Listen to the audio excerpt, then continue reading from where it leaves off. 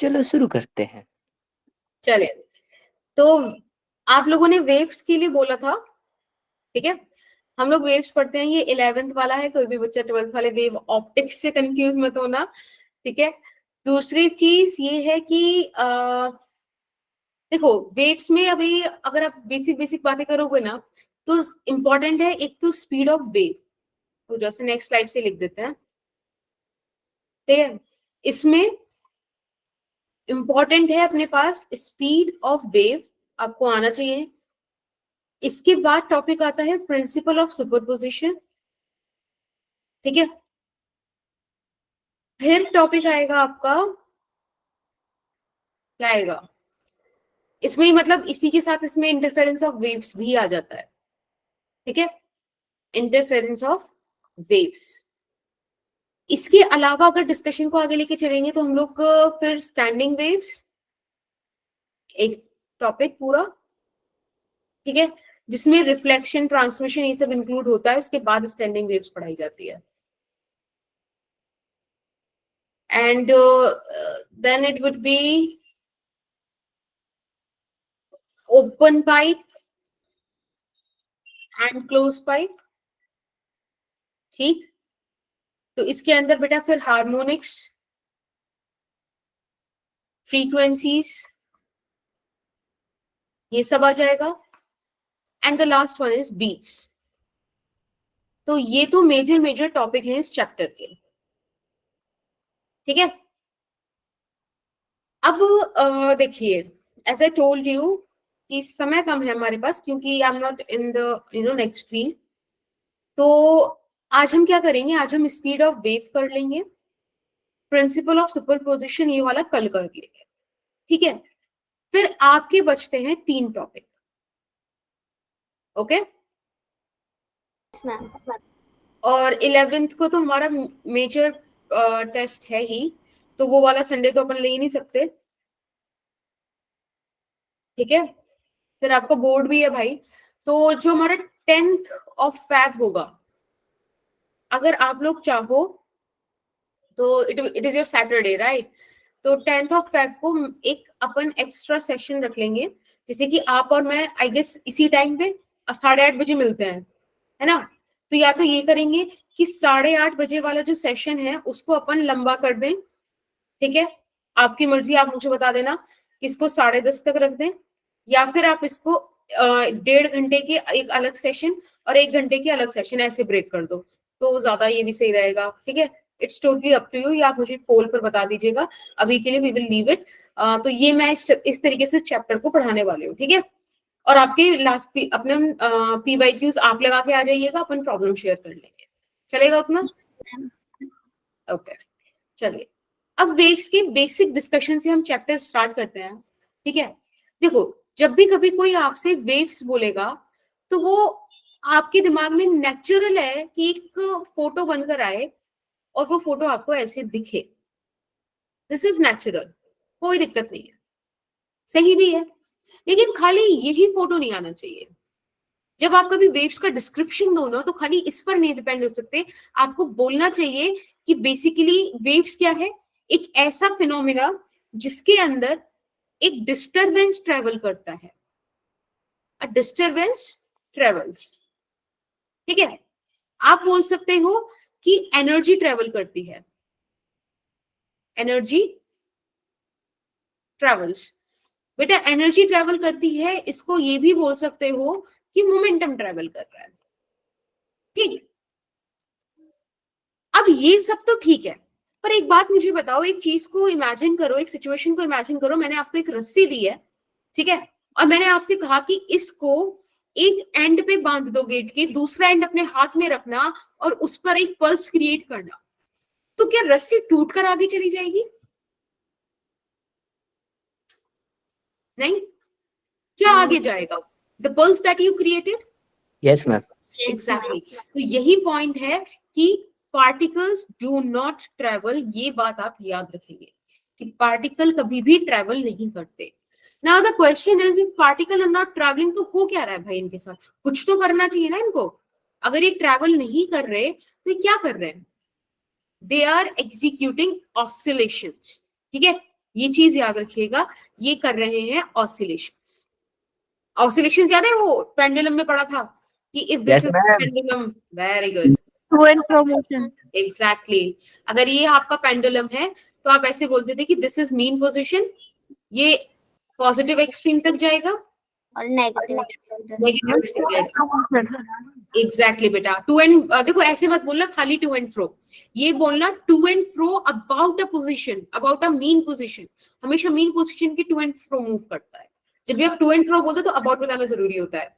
दूसरी चीज इसमें जो याद रखनी है आपको, वो ये याद रखनी है कि इसकी जो एक कंप्लीट साइकिल होगी वो ऐसे होगी कि मीन से पॉजिटिव एक्सट्रीम जाना, पॉजिटिव एक्सट्रीम से मीन आना, मीन से नेगेटिव एक्सट्रीम जाना, नेगेटिव एक्सट्रीम से मीन आना। ये पूरी एक साइकिल हुई इसकी। यस और no? Yes ma'am. Yes, ma'am. Exactly. चलिए, तो फिर अब कभी आपसे कोई वेव्स पूछे तो ये जो लिखा हुआ है ना, ये पूरा स्लाइड आपके दिमाग में आना चाहिए। सही बात? Yes ma'am.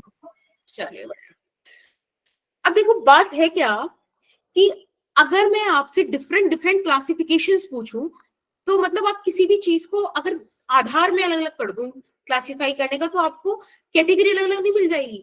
For an example, जैसे मैं वेव्स की बात करूं, अगर आपने पिछला डिस्कशन समझा है तो आपने ये चीज समझी होगी कि दो मोशन यहाँ पे इन्वॉल्व है, एक हो गया पार्टिकल का मोशन और एक हो गया वेव का मोशन, राइट? एक हो गया पार्टिकल का मोशन, एक हो गया वेव का मोशन। सो बेसिकली अगर मैं आपसे इन दोनों की डायरेक्शन के बेसिस पे क्लासिफिकेशन मांगू तो आप मुझे बता सकते हो कि मैम वेव दो टाइप की होती है। वेव दो टाइप की होती है। पहली वेव होती है बेटा लॉन्गिट्यूडनल वेव, ठीक है? ट्रांसवर्स। एग्जैक्टली। दूसरी हो गई ट्रांसवर्स वेव। तो अगर आप अपना नीट का सिलेबस उठाकर देखोगे तो आप ये चीज पाओगे कि आपका पूरा सिलेबस दो ही पार्ट में डिवाइडेड है। फर्स्ट हाफ आपका ट्रांसवर्स वेव की बात करेगा और सेकंड हाफ आपका लॉन्गिट्यूडनल वेव की बात करेगा। अगर आप ट्रांसवर्स वेव की कंडीशन जानना चाहो तो वो ये होता है कि जो पार्टिकल का मोशन है, particles motion is perpendicular to the wave motion, ठीक है? वेव के मोशन के परपेंडिकुलर होता है।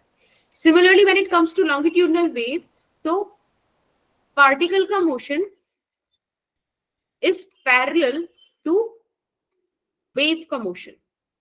Is that fine? Yes ma'am. Cool. अब अगेन अगर मैं आपसे क्लासिफिकेशन का बेस चेंज कर दूं और बेस में मैं आपसे कहूं on the basis of requirement of medium, on the basis of requirement of medium for propagation, ठीक है? अगर मैं आपसे ये बात कहूं तब भी तो आप मुझे दो टाइप की वेव्स बता सकते हो। बताओ। Mechanical and non mechanical. Exactly, mechanical and non mechanical. अगर बात आपसे मैकेनिकल वेव्स की जाए तो दे डू रिक्वायर मीडियम, ठीक है? मीडियम का रिक्वायरमेंट होता है और यहाँ पे not require. Exactly.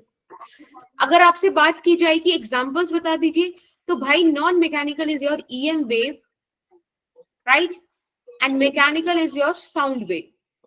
Why I am using these examples? Because यही आपका चैप्टर है। मतलब यूजुअली हम क्या देखेंगे, नॉन मतलब ईएम वेव तो नहीं आएगी इस चैप्टर में, वो ऑब्वियसली आपने पढ़ी है 8th चैप्टर 11th 12th में, बट उसका जिक्र मैं सिर्फ इसलिए बता रही हूँ क्योंकि आप लोगों को खुद पता है, मैंने मतलब आप लोगों को एलसी ऑसिलेशन कराया था स्पेशली इसलिए क्योंकि वो जो चार्ज है वो एक्सेलरेटेड चार्ज, और एक्सेलरेटेड चार्ज ही ईएम वेव का सोर्स होता है ना? मैंने आपको बताई थी ये चीज, याद है या मुझे ही याद है बस? Yes ma'am.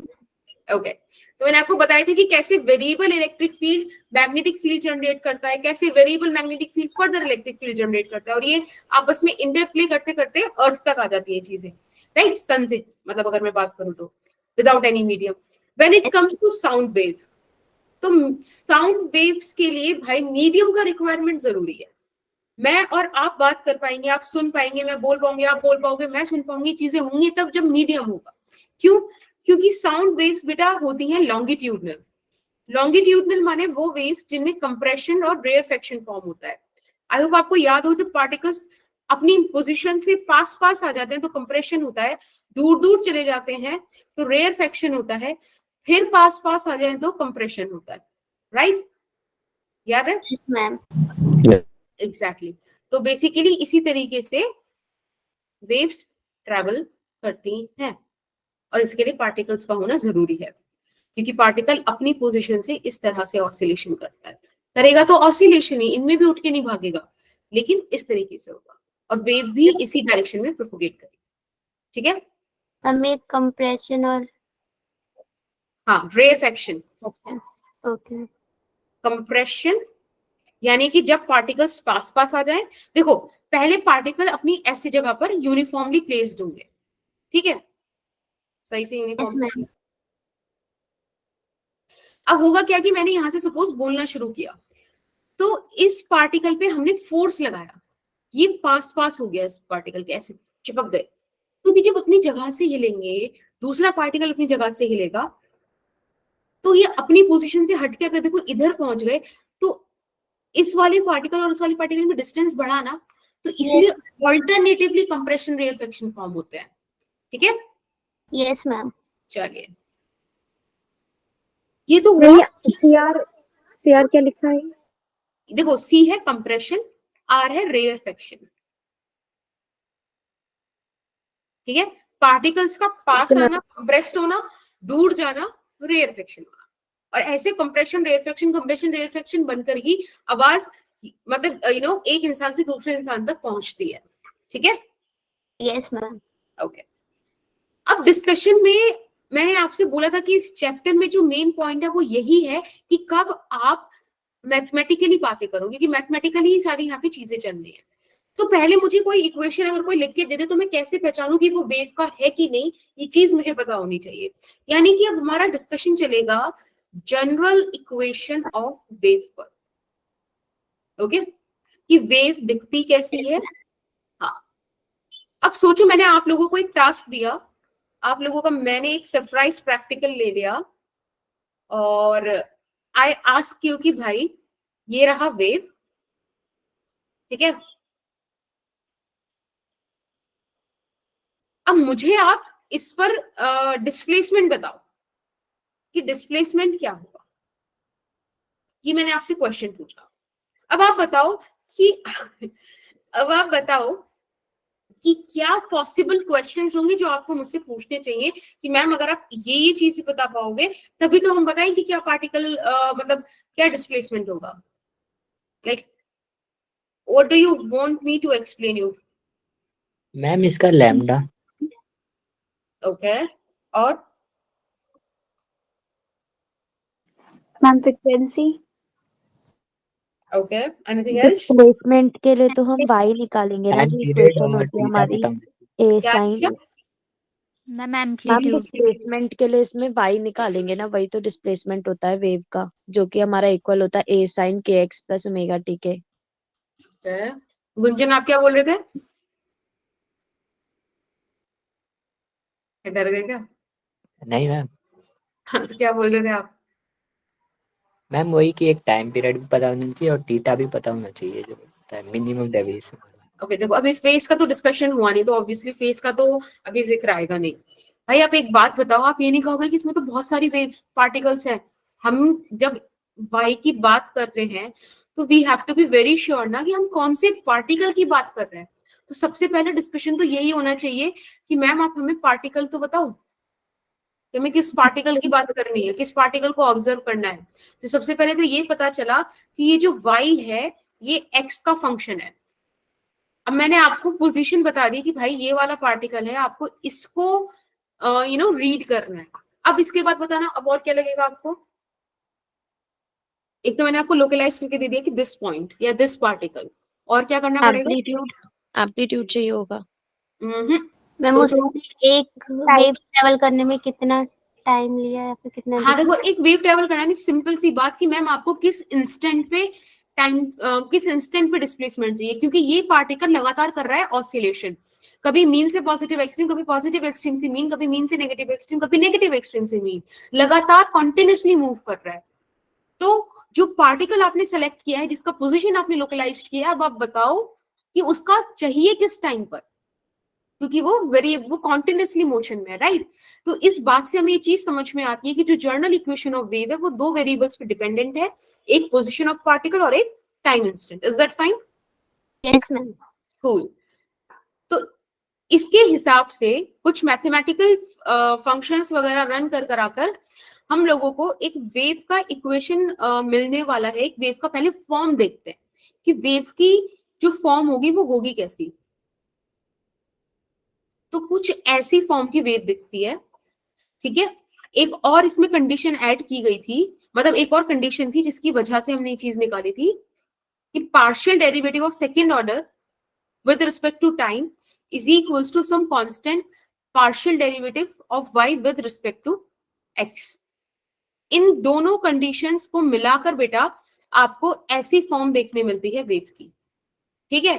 अब अगर आपसे पूछे कि क्या ये वाली फॉर्म चलेगी, ax प्लस बी टी का होल स्क्वायर, बोल देना कि हाँ ये सही है, ये वेव का इक्वेशन है। बट अगर वो बोले कि a का square x plus minus b t cube something, क्या ये चलेगा? ये नहीं चलेगा। नो मैम नहीं। Form has to be like this, ठीक है। एक ये कंडीशन हो गई, एक ये कंडीशन हो गई, और इन कंडीशंस के बेसिस पे ये आपको फॉर्म देखने मिलती है। कोई दिक्कत किसी को? No ma'am. आई गेस हम लोगों को इस पॉइंट पे पार्शियल डेरिवेटिव्स तो क्लियर है ना। अगर किसी भी बच्चे को क्लियर नहीं है तो यू कैन आस्क मी, मैं दोबारा एक्सप्लेन कर दूंगा, कोई इशू नहीं है। मैं एक्सप्लेन कर दूंगी। चलो देखो, पार्शियल डेरिवेटिव्स को मैं एक्स्ट्रा स्लाइड करके लिख देती हूँ, ठीक है।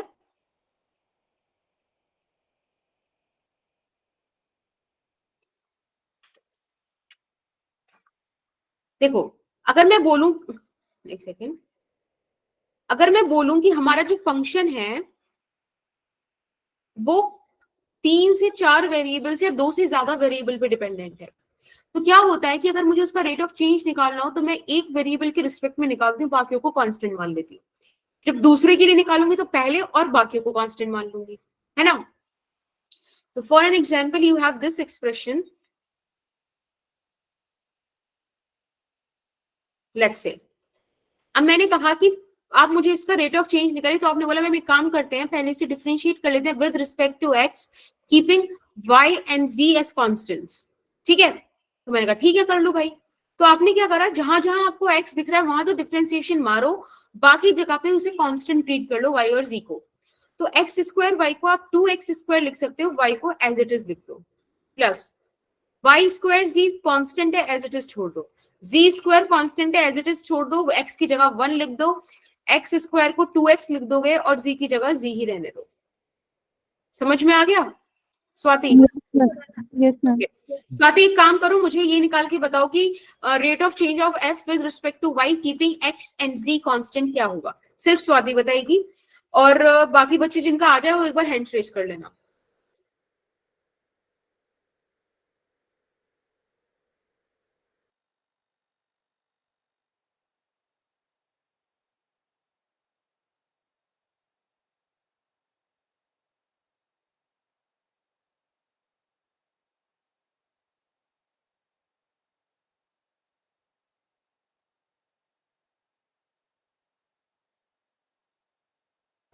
स्वाति आया क्या आपका?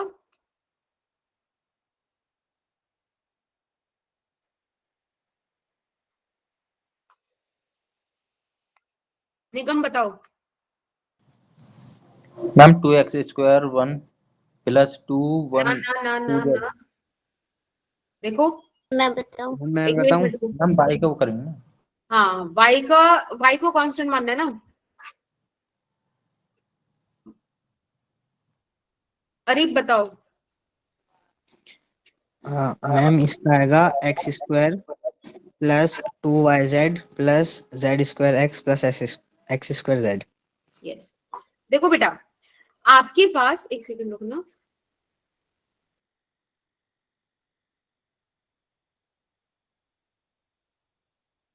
एक second, ma'am x square y plus एक मिनट रुको, मेरा स्क्रीन स्टक हो गया था। देखो जब यहाँ पे y के रिस्पेक्ट में डिफरेंशिएशन करना है ना, तो बेटा एक्स स्क्वायर z इन सबको आप कांस्टेंट ट्रीट करोगे ना। जैसे 2 होता है, कांस्टेंट है, तो अगर 2 आपके साथ पिक्चर में है कहीं पर, तो आप उसको टेंशन थोड़ी लेते हो, उसकी आराम से सॉल्व करते हो। जैसे कि मैं यहाँ लिख सकती हूँ एक्स स्क्वायर को ऐसे ही रखकर वाई की जगह 1, वाई स्क्वायर का 2y लिखकर जी को ऐसे ही लिख दो, क्या दिक्कत है? जी Yes, स्क्वायर ma'am. एक्स दोनों को ऐसे ही लिख दो। मैम ऊपर 2x होना चाहिए ना, जो आपने किया है 2x स्क्वायर लिखा है। कहाँ पे? मैम ऊपर वाले में, पिंक वाले में 2x होना चाहिए ना, इसका हमने पार्शियल अच्छा स्क्वायर, हाँ चलो वो तो भाई कोई इशू नहीं है वो तो, हाँ मतलब सही बात है 2x होना चाहिए x, मतलब बेसिक चीज मुझे सिर्फ ये बतानी थी भाई कि जो यहाँ पर होता है सिर्फ उसको एक्सप्रेशन में डिफरेंशिएट करो, डिफरेंशिएशन के जो सिंपल रूल्स हैं, बाकी ये जो होते हैं ना ये कांस्टेंट होते हैं, और जरूरी नहीं है आपको हर जगह ये बना हुआ दिखे।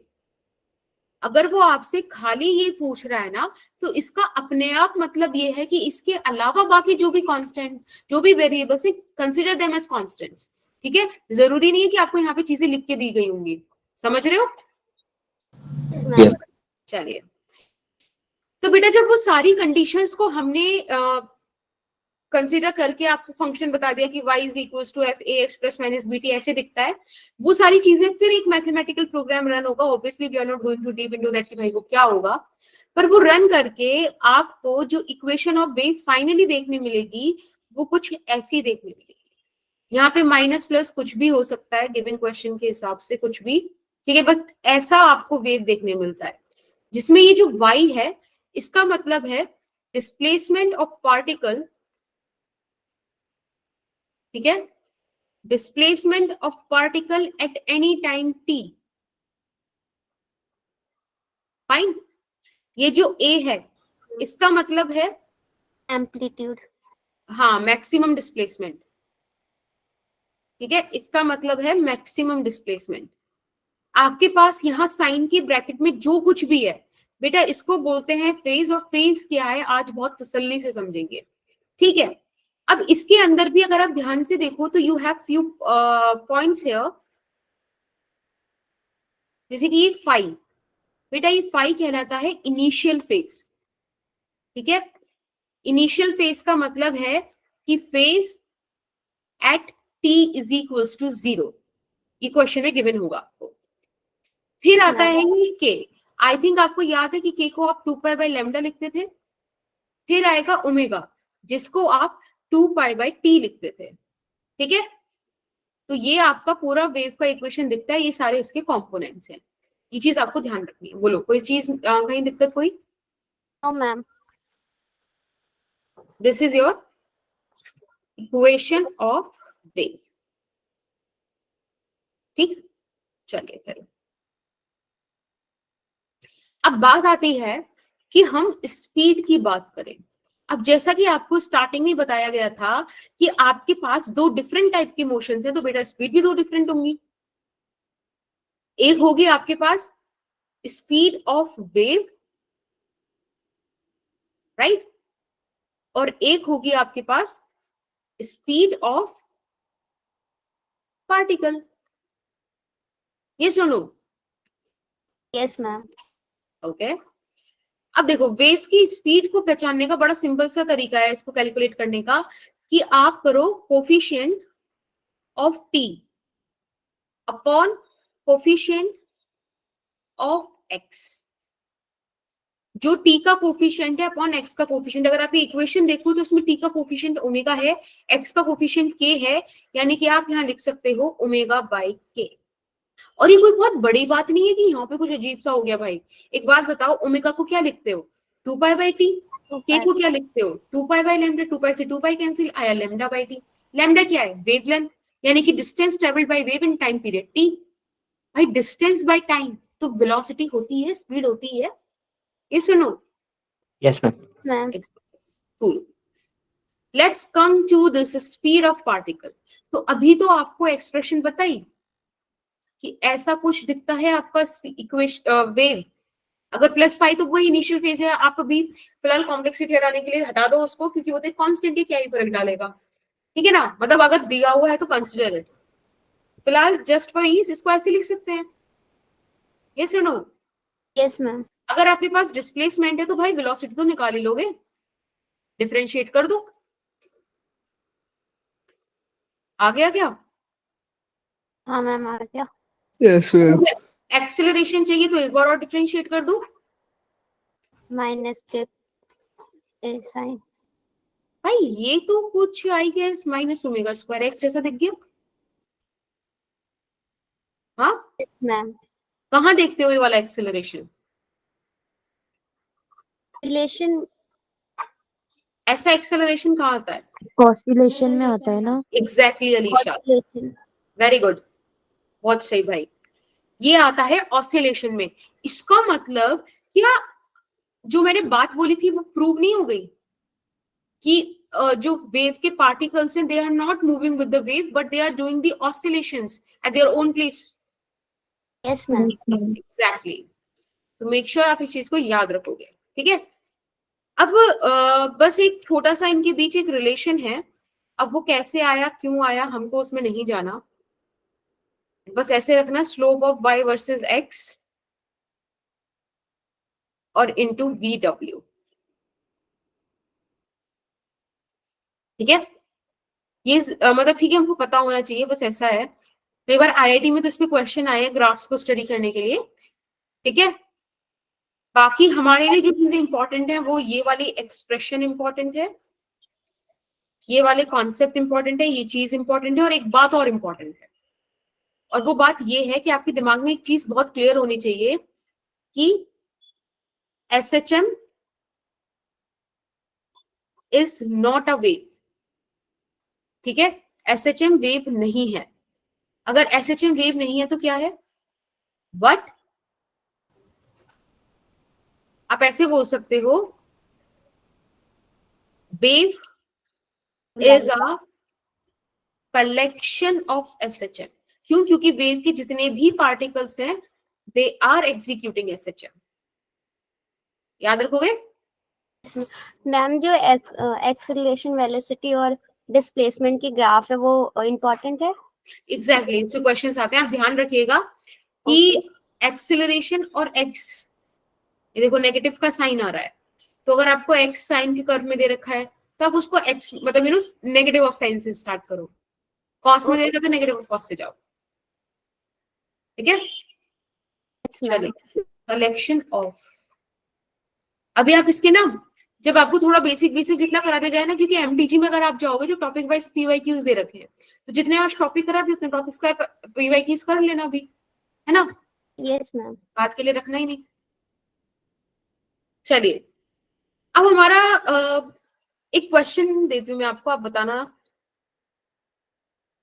क्वेश्चन गोज लाइक दिस कि if y is equals to 0.05 sin let's say 1.5 t minus एक minute 0.2x plus let's say pi by 6, ठीक है। then find the speed of wave। करिएगा क्वेश्चन, और जब आ जाए तो बस हैंड रेज कीजिएगा, देन आई विल आस्क।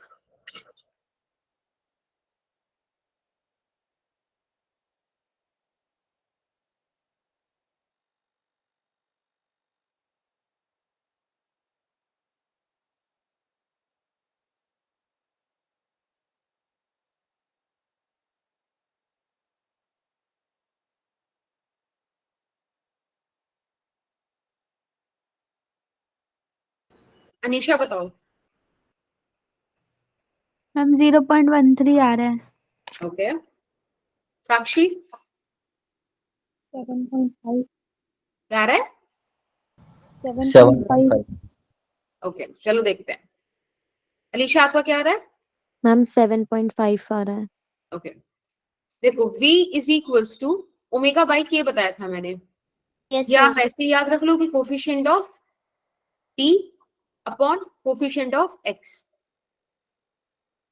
तो जब आप इस एक्सप्रेशन को कंपेयर करोगे y is equals to a sine omega T minus के एक्स प्लस फाइव से, तो यू विल गेट कि ओमेगा है आपका टी का coefficient which is 1.5, we can write it as 3/2, और के है आपका 0.2 को हम ऐसे 10 लिख सकते हैं, राइट। 2 से गया 5, 3 5 15, 15/2, इट इज 7.5 मीटर पर सेकेंड। सही है। Yes ma'am. इसमें इनिशियल फेज कितना है? 5/6. 5/6 हाँ। ठीक है। एक और चीज ध्यान रखिएगा कि अगर इक्वेशन ऑफ वेव में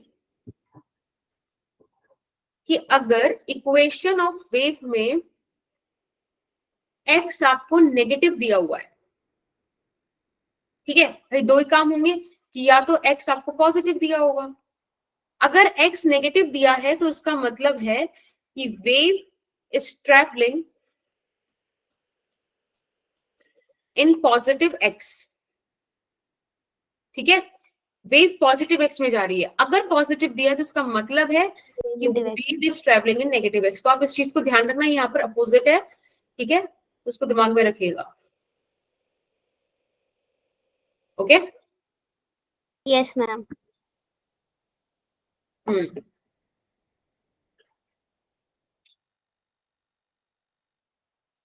okay, let's talk about phase.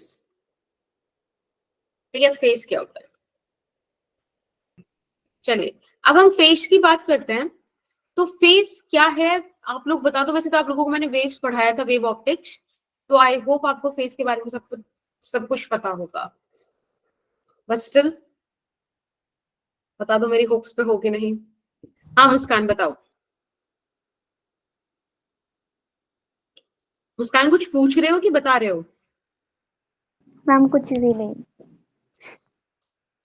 Okay, निगम आप बताओगे? मैम ये एक्सप्रेस करता है position and direction of motion. Okay, हाँ अलीशा। मैम अगर जैसे दो वेव्स है तो उनके बीच में क्या हमारा डिफरेंट है, मतलब जो थीटा हमारा होता है कि किस, अगर सेम थीटा पे जा रहा है तो हमारा वो 0 डिग्री तो हमारा सेम फेज होता है, और अगर अपोजिट में जा रहा है तो 180 फेज, वो हमारा फेज डिफरेंस होता है। ओके, तो you are explaining the phase difference, I am talking about the phase. हाँ साक्षी। मैम फेज हमें पोजीशन ऑफ वेव बताता है किसी इंस्टेंट टाइम पे। ओके, मनीषा। मैम वेव के बीच का जो एंगल होता है फेज डिफरेंस। हाँ दैट इज डिफरेंस। चलो ठीक है, गुड। ठीक है, आप लोग फेज के अभी मतलब सेकंड पॉइंट पे पहुंच गए, बट फेज अगर बेसिकली देखा जाए तो एक मैथमेटिकल टूल है विच explains you about two things. एक डायरेक्शन ऑफ मोशन जो निगम ने बताया, और एक बताता है पोजीशन ऑफ द ऑब्जेक्ट।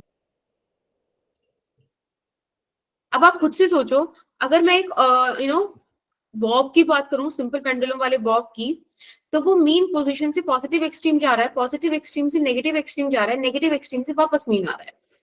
अब अगर आप ध्यान से देखो तो वो एक ही पोजीशन को दो बार क्रॉस कर रहा है, राइट। यहां भी है और यहां भी है, जबकि जो उसका पहला वाला पॉइंट है, पहला वाला जो पोजीशन है, उसमें वो इस तरफ जा रहा है मीन से पॉजिटिव एक्सट्रीम पर, और दूसरे वाले टाइम पे वो पॉजिटिव एक्सट्रीम से मीन पर आ रहा है। तो अगर कल को आपको किसी ने कोई ऑब्जेक्ट दे दिया, इस चीजें दे दी, तब हम कैसे निकालेंगे कि ये किस तरफ जाने वाला पार्टिकल है? वो चीज कैसे निकालेंगे कि either it is moving towards positive extreme और it is moving towards mean? ये चीज कैसे निकालेंगे? समझ रहे हो कि क्या प्रॉब्लम है हमारे पास? कि even if we know the position, है ना, तो भी हमारे पास क्वेश्चन है about the direction of motion. ये सुनो। Yes ma'am. तो अगर कोई ऐसा टूल हो जो उसको एक्सप्लेन कर पाए, तो वो हमारे हेल्प के लिए आता है phase. Phase can give you the position of object as well as the direction of motion. अब इसको मैंने आपको करके बताया था भाई कि एक वेव ले लो, वेव पर आप दोनों चीजें एक साथ देख सकते हो, कि जैसे कि ये वेव ली मैंने इस तरीके से, ठीक है। अब अगर आप यहाँ पे देखोगे, साइन वेव है ये, है ना। Yes ma'am. तो this is 0 degree, this is 90 degree, this is 180 degree, it is 270 degree and this one is 360 degree. 360. Exactly. अब एक बात बताओ, अगर मैं इसे एक उसकी तरीके से देखूं, लाइक यू नो एक स्ट्रिंग की तरीके से देखूं और पार्टिकल्स का इसमें मोशन देखो, सोचो अगर कोई रोप थी उस पर हमने कोई फोर्स नहीं लगाया, तो सारे पार्टिकल्स एक लाइन में शांति से बैठे हुए थे, है ना, कोई डिस्प्लेसमेंट नहीं, कुछ नहीं, मीन पोजीशन बोल सकते हैं उसको. Yes ma'am. फिर मैंने क्या देखा कि लगातार इनका डिस्प्लेसमेंट देखो बढ़ते गया और बढ़ते बढ़ते 90 डिग्री पे मैक्सिमम हो गया. तो जब मैक्सिमम डिस्प्लेसमेंट अचीव होता है उसको तो हम पॉजिटिव एक्सट्रीम चीज बोलते हैं ना. Yes ma'am. फिर डिस्प्लेसमेंट कम होते जा रहा है, कम होते जा रहा है, होते जा रहा है, होते जा रहा है, और होते होते वो बिल्कुल you know negative sorry mean पर वापस आ गया. अब फिर से डिस्प्लेसमेंट बढ़ रहा है, बढ़ रहा है, बढ़ रहा है, और बढ़ते बढ़ते मैक्सिमम हो गया, लेकिन अपोजिट डायरेक्शन में.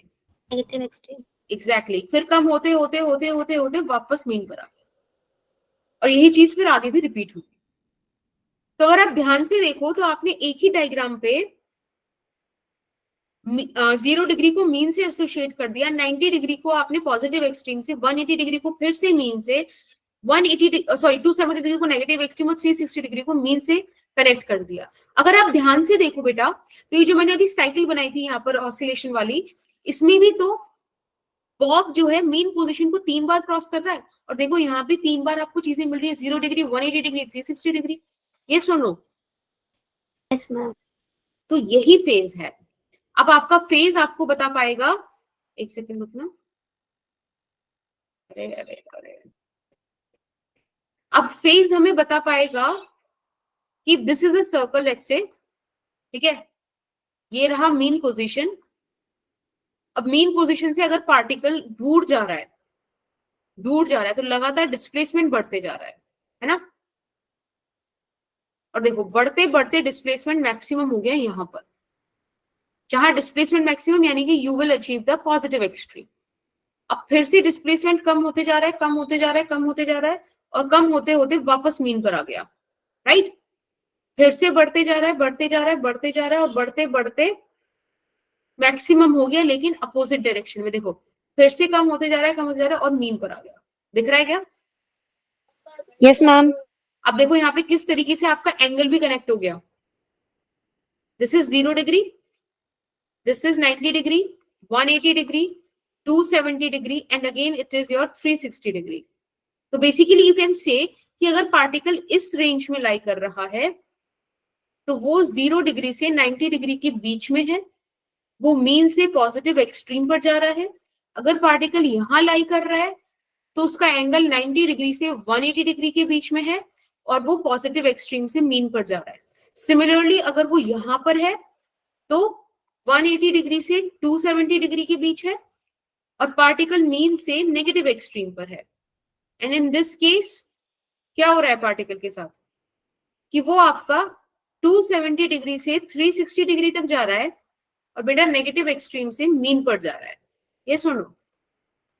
Yes ma'am.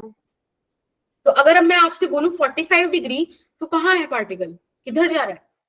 मीन से पॉजिटिव एक्सट्रीम की तरफ. 135. 45 हमारा जो एक्सट्रीम से 90 से मतलब पॉजिटिव एक्सट्रीम से मीन की तरफ. ओके. तो बेटा आप ध्यान से देखना, यही इंपॉर्टेंट काम था.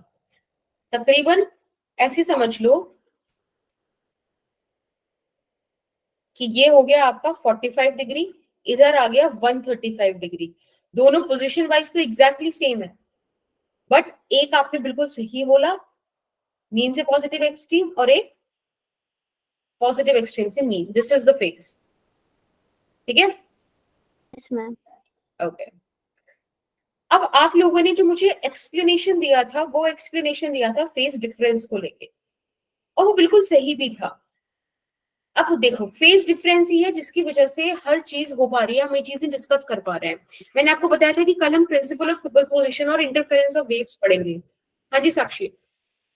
मैम 135 डिग्री पे पॉजिटिव एक्सट्रीम से मीन पे जा रहा है. एग्जैक्टली. कहाँ लाई कर रहा है 135?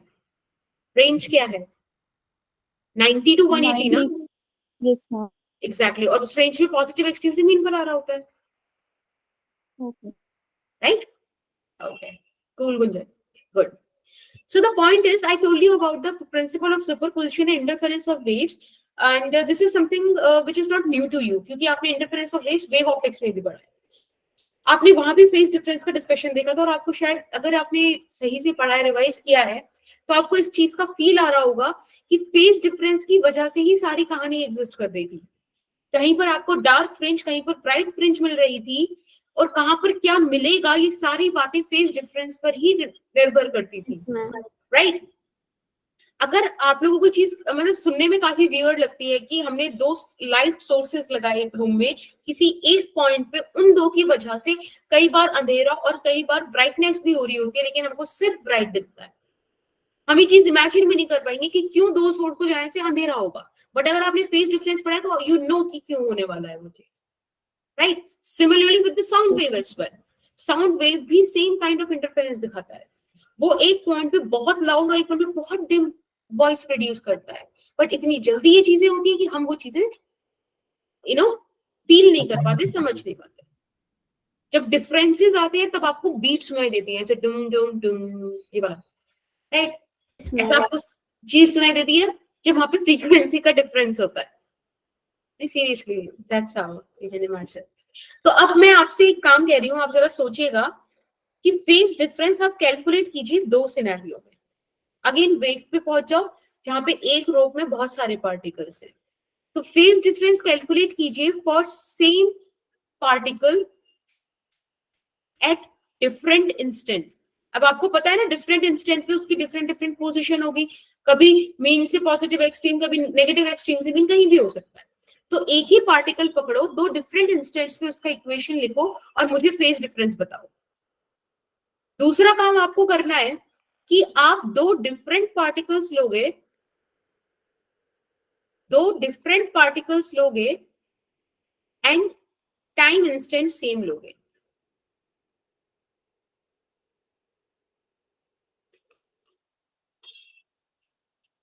ठीक है, दोनों कंडीशन में आप मुझे फेज डिफरेंस कैलकुलेट करके बताओ क्या आएगा।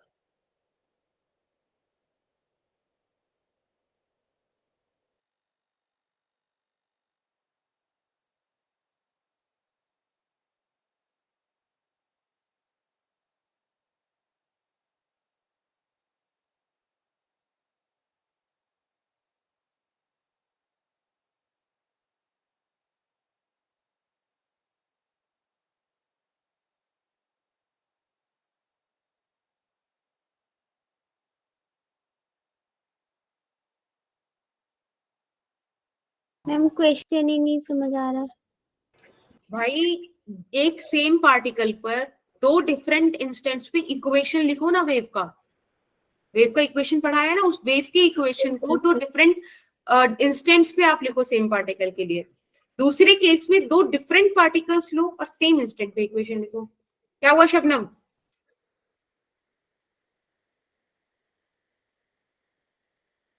Shabnam yes ma'am, yes ma'am.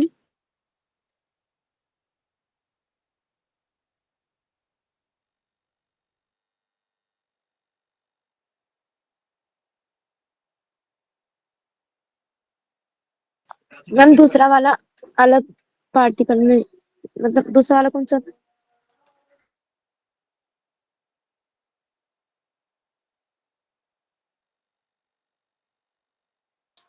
Ma'am वो नहीं बनाना है, मुझे बताना है।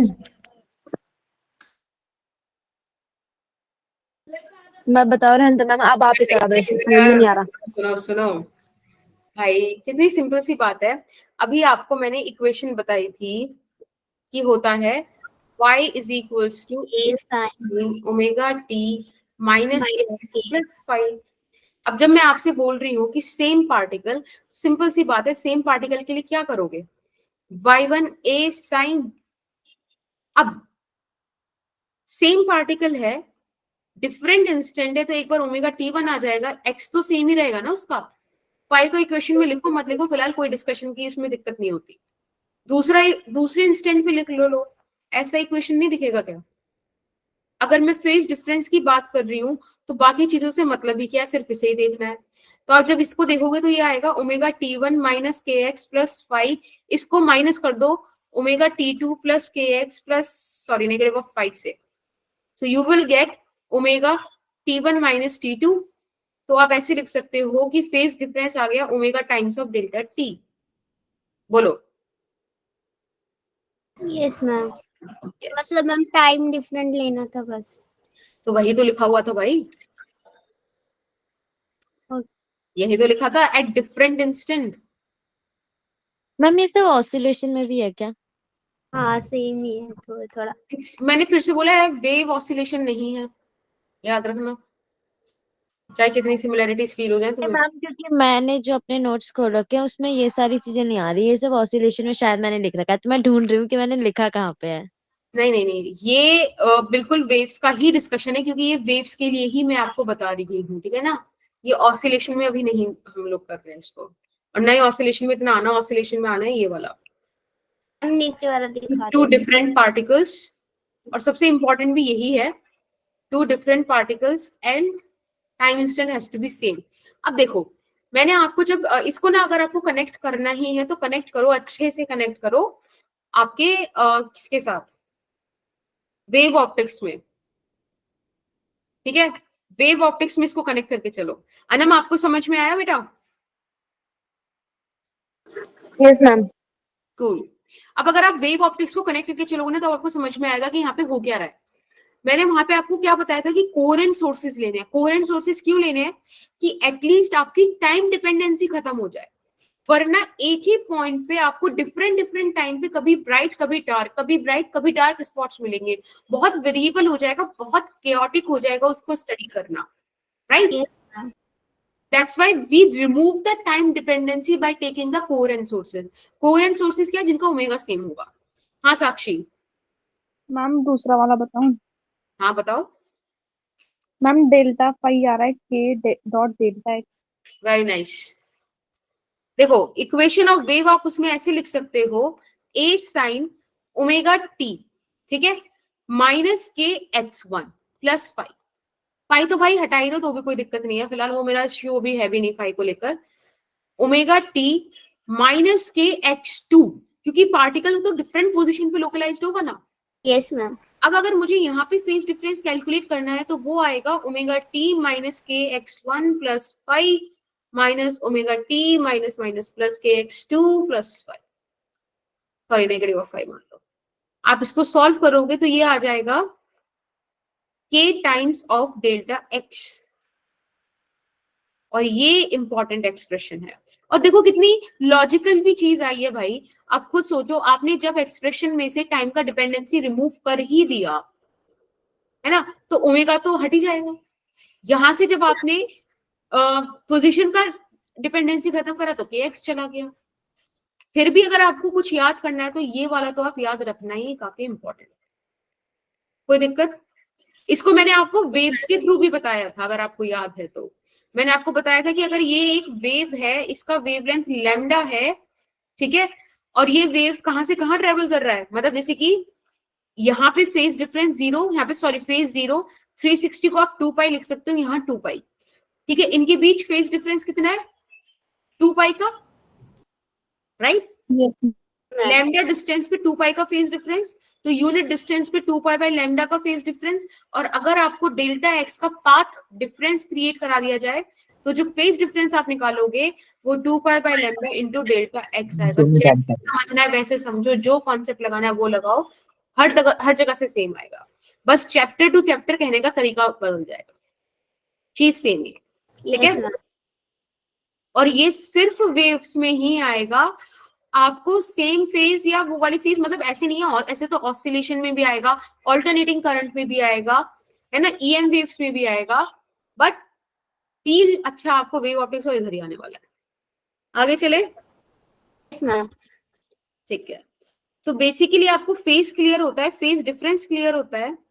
अब मैं आपको जो एक चीज बताने वाली हूँ वो बस आपका है प्रिंसिपल ऑफ सुपरपोजिशन। बस इसका अभी हम, क्योंकि हमारे पास 5 मिनट है, मैं इसका आपको एक बार वो बता देती हूँ कि लाइक ये है क्या, ठीक है। फिर नेक्स्ट क्लास में हम इंटरफेरेंस वगैरह स्टार्ट कर देंगे।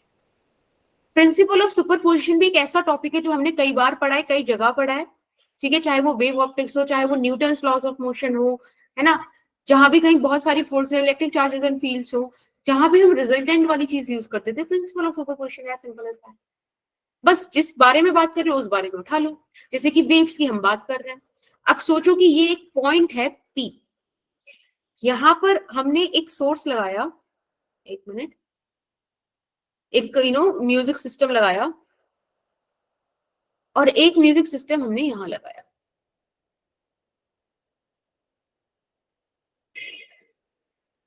अब इधर से एक सिग्नल आया इस पॉइंट पर,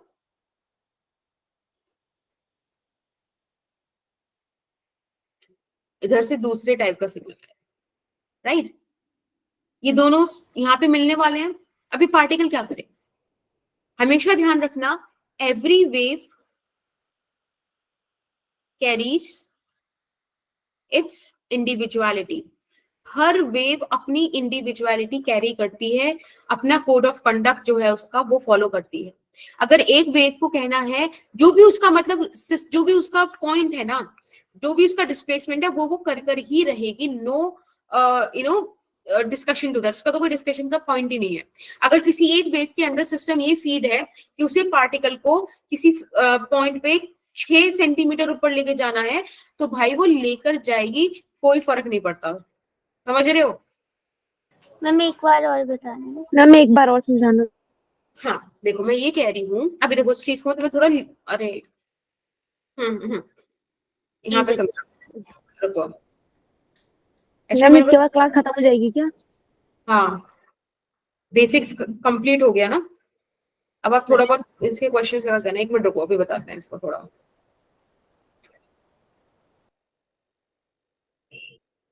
आपने अपनी पूरी मेहनत मिटा दी। मैम इतनी सुंदर ड्राइंग तो पहली बार बनी थी। मैम अभी तो आधा घंटा बचा हुआ है। भाई तुम लोग बैठ जाओगे भी, तुम में से वही बच्चे बोल लेते ना कि तुम्हारी क्लास लंबी चली है, अब गए हो काफी टाइम से इसके आगे बैठे। बैठ जाएंगे। नहीं मैम, आज बस थोड़ा जल्दी कर दो, कुछ नहीं, काम। क्योंकि वो टॉपिक है भी इम्पोर्टेंट भाई, मैं उसको खराब नहीं करना चाहती किसी भी वजह से। फिर तुम कहोगे कि मैंने फिर समझ नहीं आया। एक चांस है तुम्हारे पास वेव ऑप्टिक्स सुधारने का। ये देखो, जैसे कि ये एक सोर्स है, एक सोर्स की वेव यहाँ पर है, एक दूसरे सोर्स की वेव यहाँ पर है, इनका जो रिजल्टेंट होगा वो मैं यहाँ बना रही हूँ। ठीक है, ऐसे करते हैं, सिंपल इसको समझेंगे। सिर्फ मतलब अभी जो मैं एग्जांपल्स दूंगी वो अभी समझाने के लिए है, ठीक है, उनको बिल्कुल लिटरली मत लेना। जैसे कि एक सोर्स की वेव ऐसे आई, दूसरे सोर्स की वेव फॉर एन एग्जांपल हमारे पास इस तरीके से आई। ठीक है, तो हो क्या रहा है, इसमें पहली वेव कह रही है कि +4 कि पार्टिकल्स कह रही है 4 सेंटीमीटर ऊपर चलो, ये वेव कह रही है 5 सेंटीमीटर ऊपर जाओ। तो ये जो पार्टिकल होगा ना बेटा, ये जो पार्टिकल होगा ये 5 सेंटीमीटर ऊपर जाएगा, इसका रिजल्टेंट ऐसे आएगा, सबसे इन दोनों से ऊपर। समझ रहे हो? फिर अगर आप दूसरा एक वेव बनाओ, क्या बेटा? दोनों का सम आएगा ना, मतलब काइंड ऑफ, यस। अब सोचो मैंने एक और वेव बनाई और मैंने क्या देखा कि भाई उसमें एक वेव तो कह रही है +2 करो, ठीक है, दूसरी वेव कह रही है -2 करो। अब पार्टिकल क्या करेगा? पार्टिकल कहेगा हम कोई वेव ही नहीं बना रहे, लो नो वेव। तो बेसिकली जो नेट या जो रिजल्टेंट पार्टिकल है उसका डिस्प्लेसमेंट जो होता है वो वेक्टर सम होता है इंडिविजुअल वेव्स के डिस्प्लेसमेंट का। अब इसमें कितनी भी वेव्स आप डाल लो, this is the statement of principle of superposition. क्या समझ में आया? Yes ma'am. पक्का? तो आप यही स्टेटमेंट भी, इसमें और कुछ नहीं है प्रिंसिपल ऑफ सुपरपोजिशन में, it is the vector sum of all the individual waves. ठीक है, दैट्स इट। रिजल्टेंट पार्टिकल का जो डिस्प्लेसमेंट निकालोगे, सॉरी, रिजल्टेंट वेव का जो आप डिस्प्लेसमेंट निकालोगे, that is always the vector sum of all the individual waves. Cool? Yes ma'am. Okay, so thank you so much for being so nice, it's really means. Next class में, एक minute रुको बस, एक minute रुको भाई, एक minute, let me complete it. हाँ ma'am recording of मत करना। मैम इतना अच्छा फ्रेम बना रखा है आपने, इसमें हमारी पिक्चर लगा दो बस। ओके, तो सुपरपोजिशन आपको मैंने स्टेटमेंट बता दिया है। नेक्स्ट क्लास में हम डायरेक्ट इंटरफेरेंस करेंगे और कोशिश करेंगे अगर एक आध टॉपिक और इसमें इंक्लूड कर पाए, या फिर PYQs कर लेंगे। ठीक है, ये मैं डिसाइड कर दूंगी, अभी मैंने कुछ नहीं सोचा। बाकी हैव अ नाइस टाइम, ठीक है। मैम रिकॉर्डिंग करो। ऑफ मत करना, मैं समरी करूंगी। हाँ प्लीज स्टार्ट करो। मैम मैं करूँ? मैं करूंगी। मैं करूँ? एक काम करते हैं, साक्षी तुम आधा बता देना, ठीक है, और मनीषा तुम आधा बता देना। Yes first half Sakshi, second half Manisha. Let's start. Ma'am पहले आपने वेव्स बताया था, वेव्स होता है phenomenon in which are disturbance, energy और मोमेंटम ट्रेवल्स। मैम पर इसमें पार्टिकल ट्रेवल नहीं करता, और पार्टिकल जो है ऑसिलेशन एग्जीक्यूट करता है। और ऑसिलेशन साइकिल में हम मीन से पॉजिटिव एक्सट्रीम जाते हैं, फिर पॉजिटिव एक्सट्रीम से नेगेटिव एक्सट्रीम, और नेगेटिव एक्सट्रीम से फिर दोबारा मीन पोजीशन पे आते हैं। वेव के पास दो मोशन होते हैं, पार्टिकल मोशन और वेव मोशन, और इसके मोशन के बेसिस पे ही दो तरह की वेव्स होती है, लॉन्गिट्यूडनल वेव्स और ट्रांसवर्स वेव। लॉन्गिट्यूडनल वेव में पार्टिकल्स की मोशन पैरेलल होती है वेव मोशन के, और ट्रांसवर्स वेव में पार्टिकल का मोशन परपेंडिकुलर होता है वेव मोशन के। फिर रिक्वायरमेंट ऑफ मीडियम के बेसिस पे वेव्स के दो टाइप्स होते हैं, मैकेनिकल वेव्स और non mechanical waves. Mechanical waves में मीडियम रिक्वायर होता है, नॉन मैकेनिकल वेव्स में मीडियम नहीं रिक्वायर होता। मैकेनिकल वेव्स का एग्जांपल है साउंड वेव्स, जो लॉन्गिट्यूडनल वेव्स है, जिसमें कंप्रेशन और रेयर फ्रैक्शन आता है। कंप्रेशन में पार्टिकल्स पास पास आ जाते हैं, और रेयर फ्रैक्शन में पार्टिकल्स दूर दूर चले जाते हैं, और कंप्रेशन और रेयर फ्रैक्शन ऑल्टरनेटिवली बनता है। और नॉन मैकेनिकल वेव्स में मीडियम रिक्वायर नहीं होता, इसका एग्जांपल है ईएम वेव। फिर हमने जनरल इक्वेशन ऑफ वेव्स के लिए y की वैल्यू निकालने के लिए हमने कौन सा पार्टिकल कितने इंस्टेंट पे है, मतलब फंक्शन ऑफ x और t चाहिए होता है। फिर y is equal to f x a x plus minus b t होता है। और फिर इक्वेशन ऑफ वेव होती है y is equal to A sine omega T minus के एक्स प्लस फाइव। इसमें a जो है मैक्सिमम डिस्प्लेसमेंट होता है, ओमेगा जो है 2π/t होता है, k जो है 2π/λ होता है, फाइव इनिशियल फेज होता है, फेज है टाइम इज इक्वल टू 0। फिर आपने स्पीड बताया था, स्पीड दो होती है, स्पीड ऑफ वेव और speed of particle. Speed of wave omega by K होता है, coefficient of T by coefficient of X. और speed of particle y is equal to A sine omega T minus के X होता है। उसको जब differentiate कर देंगे तो फिर वेलोसिटी स्पीड आ जाएगी omega a cos omega T minus के एक्स। उसको दोबारा डिफरेंशिएट करेंगे तो एक्सेलरेशन आ जाएगा minus omega square a sine omega T minus के एक्स। और फाइनल आएगा acceleration is equal to minus omega square x, तो जो प्रूव करता है कि पार्टिकल जो है ऑसिलेशन एग्जीक्यूट करती है। फिर velocity of particle is equal to negative slope of y versus x into में वेलोसिटी ऑफ वेव होता है। फिर एक इंपॉर्टेंट पॉइंट था, एसएचएम वेव नहीं है पर वेव कलेक्शन ऑफ एसएचएम है। फिर आपने एक क्वेश्चन कराया था, Okay, और cool. उसके बाद आपने phase Cool, Sakshi. Now it's time for Manisha. Manisha start हो जाओ। मैम साक्षी उसके ने बाद आपने इक्वेशन ऑफ वेव बताई थी, जिसमें जो x है वो नेगेटिव की तरफ है, हमारा वेव ट्रेवल करेगा पॉजिटिव में। अगर x पॉजिटिव है तो वेव ट्रेवल करेगा नेगेटिव में। फिर आपको फेस बताया था, फेस में होता है डायरेक्शन ऑफ द मोशन या फिर पोजीशन होता है। उसमें आपने वेव बनवाया था, उसमें वेव की पोजीशन मीन से पॉजिटिव एक्सट्रीम पे गई थी, फिर वो मीन पे आया था, देन उसके बाद फिर से वो नेगेटिव एक्सट्रीम पे गया था, फिर मीन पे आया था। फिर उसके बाद आपने एक सर्कल बनाया था, उसमें बताया था वेव की डायरेक्शन मीन पॉजिटिव एक्सट्रीम, फिर मीन, फिर नेगेटिव एक्सट्रीम, देन उसके बाद मीन। अगर हमारा पाई से मतलब 90 पे है तो वो मीन से पॉजिटिव एक्सट्रीम पे तो जा रहा है, और 90 से 180 है तो पॉजिटिव एक्सट्रीम से मीन की तरफ आ रहा है। फिर 180 से माइनस के 270 है तो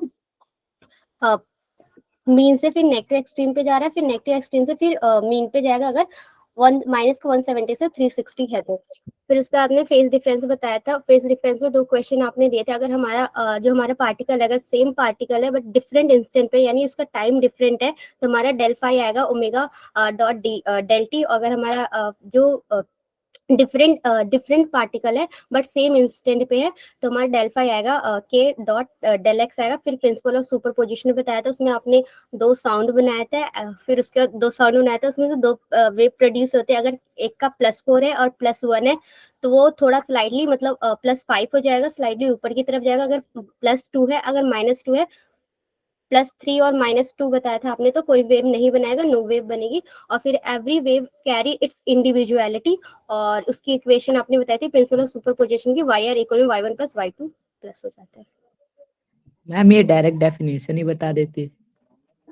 गुंजन तुम चुप रहा करो, तुम तो कभी बताते हो नहीं। मनीषा वेरी गुड, साक्षी वेरी गुड, बहुत बढ़िया बताया। और मनीषा को जो मैंने एग्जांपल बताया था ना +4 +2, मैंने सिर्फ लेमन लैंग्वेज में बताया था, otherwise it is always a vector sum. ठीक है, हम इसका एप्लीकेशन कल देखेंगे। और कल आप लोगों का ऑफ है क्या सैटरडे को? प्रैक्टिकल में केमिस्ट्री का प्रैक्टिकल है मैम शाम को मैम जल्दी आप ले सकते हो अगर। हाँ वही मुझे थोड़ा सा जल्दी आ जाएंगे।